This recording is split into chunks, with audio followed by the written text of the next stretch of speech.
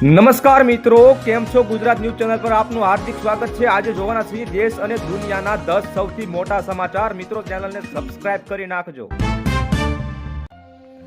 છૂટક મોંઘવારીમાં ઉછાળો, ડિસેમ્બરમાં વધીને 1.33 પર પહોંચ્યો। નવેમ્બરની તુલનાએ બમણો વધારો થશે, લોકોમાં ચિંતા યથાવત રહેશે। ગુજરાતના લોકપ્રિય પર્વ ઉત્તરાયણને હવે ગણતરીના દિવસો બાકી છે, ત્યારે પતંગ રસિકો માટે સારા સમાચાર સામે આવ્યા છે। હવામાન વિભાગની આગાહી અનુસાર 14 અને 15 જાન્યુઆરીના રોજ રાજ્યમાં પવનની ગતિ પતંગ ચગાવવા માટે ખૂબ જ સાનુકૂળ રહેશે। ચોરીની શંકામાં કોઈ વ્યક્તિને મારવાના ઘણા મામલાઓ સામે આવતા રહે છે, ત્યારે હવે ઝારખંડથી પણ આવો જ એક માનવતાને શર્મસાર કરતો મામલો સામે આવ્યો છે। ઝારખંડના રામગઢ જિલ્લામાં ચોરીની શંકામાં એક 7 વર્ષના બાળકને ઝાડ સાથે બાંધી નિર્દયતાપૂર્વક માર્યો। આ ઘટનાનો વિડીયો સોશિયલ મીડિયા પર વાયરલ થઈ રહ્યો છે। આ મામલે કાર્યવાહી કરતા પોલીસે એક આરોપીની ધરપકડ કરી છે। પીએમ કિસાન યોજનાના 22મા હપ્તાની રાહ જોઈ રહેલા કરોડો ખેડૂતો માટે મહત્વના સમાચાર સામે આવ્યા છે। જૂની પેટર્ન પ્રમાણે આગામી હપ્તો માર્ચ કે એપ્રિલ 2026 વચ્ચે ખેડૂતોના એકાઉન્ટમાં પહોંચી શકે છે। આ સિવાય 1 ફેબ્રુઆરીએ રજૂ થનારા બજેટમાં સન્માન રાશિ વધારવાની પણ અપેક્ષા વ્યક્ત કરાઈ રહી છે। ખેડૂતો માટે મોટી ખુશખબર સામે આવી રહી છે, જેમાં પાત્ર ખેડૂતોનું કિસાન કાર્ડ દ્વારા લેવાયેલું લોન 2 લાખ સુધી માફ થવાની સંભાવના છે।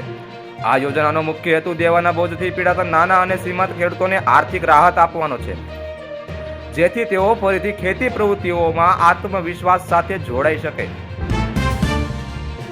ચાલુ વર્ષે લગભગ 5 મહિના લાંબુ ચોમાસું રહ્યા બાદ ફરી એકવાર કમોસમી વરસાદે ખેડૂતોની મુશ્કેલી વધારી છે। નવસારી જિલ્લામાં મરોલી અને વેસમા સહિતના વિસ્તારોમાં કમોસમી વરસાદ વરસ્યો છે।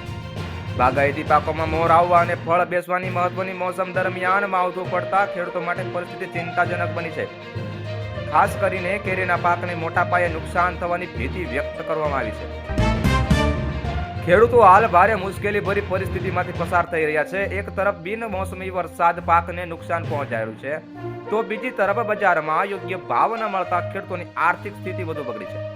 રાજકોટ જિલ્લાના ધોરાજી વિસ્તારના ડુંગળી ઉગાવતા ખેડૂતો માટે હાલની સ્થિતિ સૌથી વધુ ચિંતાજનક બની છે। ફેબ્રુઆરી 2019 થી અમલમાં આવેલી પીએમ કિસાન સન્માન નિધિ યોજના ખેડૂતોને સીધી નાણાકીય મદદ પહોંચાડવાનો મહત્વપૂર્ણ પ્રયાસ માનવામાં આવે છે। ખેતી લાયક જમીન ધરાવતા ખેડૂતોને વાર્ષિક ₹6000ની સહાય આપતી આ યોજના હાલમાં દેશભરના લાખો ખેડૂતો માટે આધાર સ્તંભ બની રહી છે। આગામી દિવસોમાં રાજ્યમાં ઠંડીમાં વધારો થવાની શક્યતા વ્યક્ત કરવામાં આવી રહી છે। હવામાન વિભાગના અનુમાન મુજબ આવનારા દિવસોમાં તાપમાનનો પારો 2 થી 3 ડિગ્રી સુધી ઘટી શકે છે। ઉત્તરથી ઉત્તર પૂર્વ દિશામાં ઠંડો પવન ફૂંકાશે તેવી આગાહી કરવામાં આવી છે। હવે ઠંડા પવન સાથે તાપમાન ઘટતા ઠંડીનો ચમકારો વધશે। જાણીતી ફિલ્મ અભિનેત્રી સ્વર્ગસ્થ પરવીન બાબીનો મહેલ જેવો આલિશાન બંગલો જૂનાગઢમાં આવેલ છે। આ મહેલ જેવા બંગલામાં તોડફોડ કરવામાં આવી છે। બાબી વંશ સાથે સંકળાયેલા મહેલ જેવા બંગલામાં કરાયેલ તોડફોડને લઈ જૂનાગઢમાં જ વસતા બાબી વંશના સગા સંબંધીઓ સવાલ ઉઠાવી રહ્યા છે।